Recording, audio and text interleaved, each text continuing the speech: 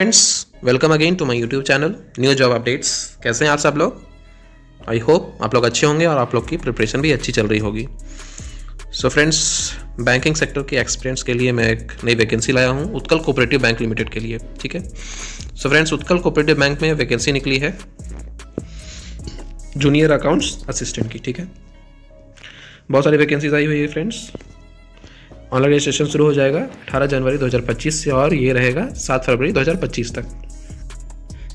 Call letters आप 10 days earlier apply कर सकते हैं for examination. Before examination online examination friends आपका मई 2025 में कंडक्ट हो जाएगा।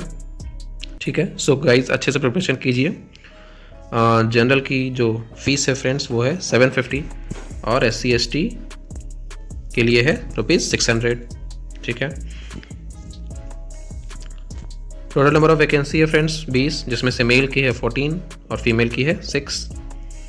Out of total 20 vacancy 1 vacancy is earmarked with for person with disabilities with low vision. एक vacancy friends disable candidates के लिए है विथ लो विजन और एक्स सर्विसमैन कैंडिडेट्स। ठीक है।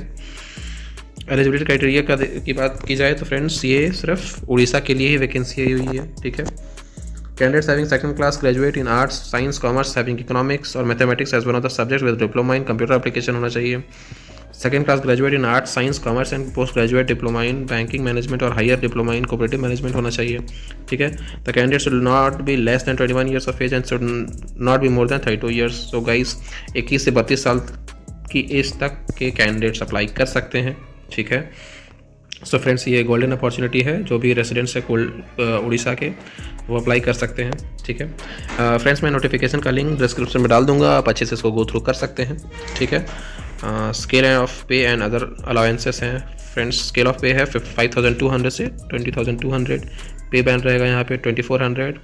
DA मिलेगा गाइज आपको 203। Total emoluments 24,940 per month as per the rules of bank.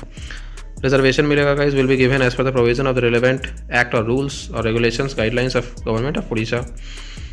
ठीक है। Probation, a person who will be appointed junior account assistant shall be on a probation in that post for a period of 1 year provided the probation period can be extended to maximum of period of 30 months as per the decision of the competent authority.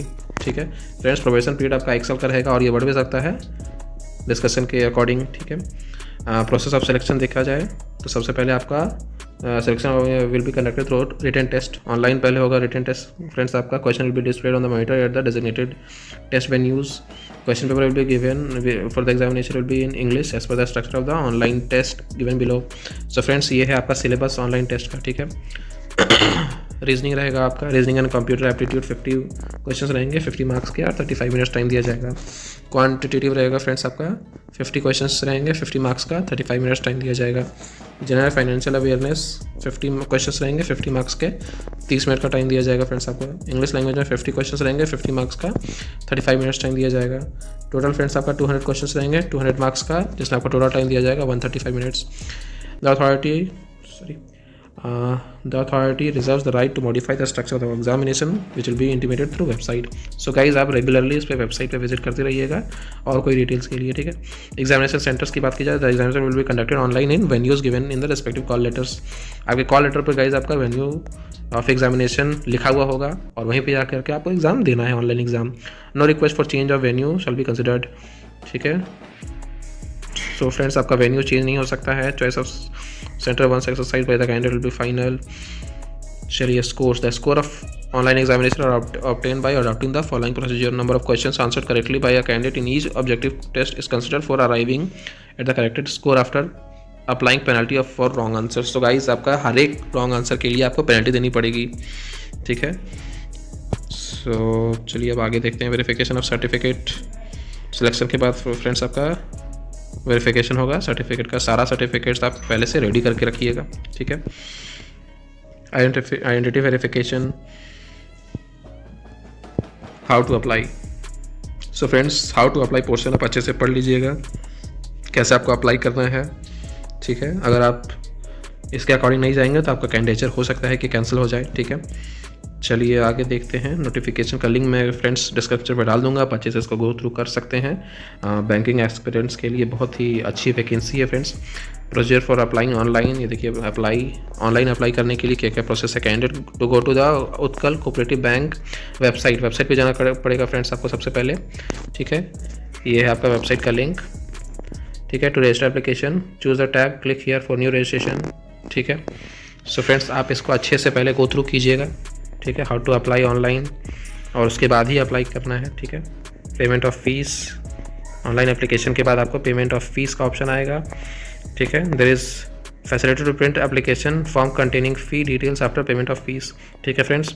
Fees भी देने के बाद आप उसका print out भी निकाल सकते हैं, ठीक है। Guidelines for scanning and upload of documents, ये गाइडलाइंस दिया गया है गाइज, कैसे आपको अपलोड करना है डॉक्यूमेंट्स, कैसे स्कैन करना है, ठीक है। चलिए अब आगे देखते हैं। Scanning the documents, procedure for uploading the documents, ठीक है। चलिए अब आगे देखते हैं जनरल इंस्ट्रक्शंस। ये फ्रेंड्स कुछ इंस्ट्रक्शंस दिए गए हैं कैंडिडेट्स को कि क्या कैसे एग्ज़ाम होगा, क्या क्या लाना है, क्या क्या नहीं लाना है, ठीक है। Canvassing in any will be disqualification, ठीक है।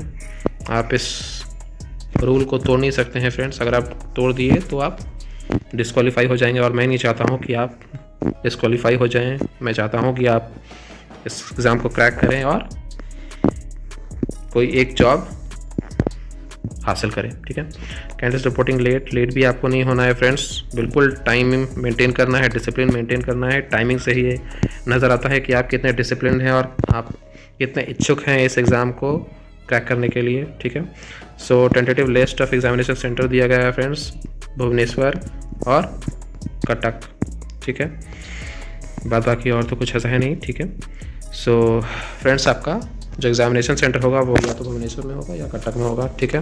सो आप पहले से मेंटली प्रिपेयर्ड रहिए एग्ज़ाम के लिए। ऑल द वेरी बेस्ट है फ्रेंड्स। मेरे और भी चैनल्स और वीडियोस पाने के लिए इस चैनल को प्लीज़ सब्सक्राइब कीजिए, लाइक कीजिए, कमेंट कीजिए और मैक्सिमम लोगों तक शेयर कीजिए ताकि लोग में अवेयरनेस पहुँचे और इस एग्ज़ाम को क्रैक करके एक जॉब हासिल करें, ठीक है। तब तक के लिए जय हिंद।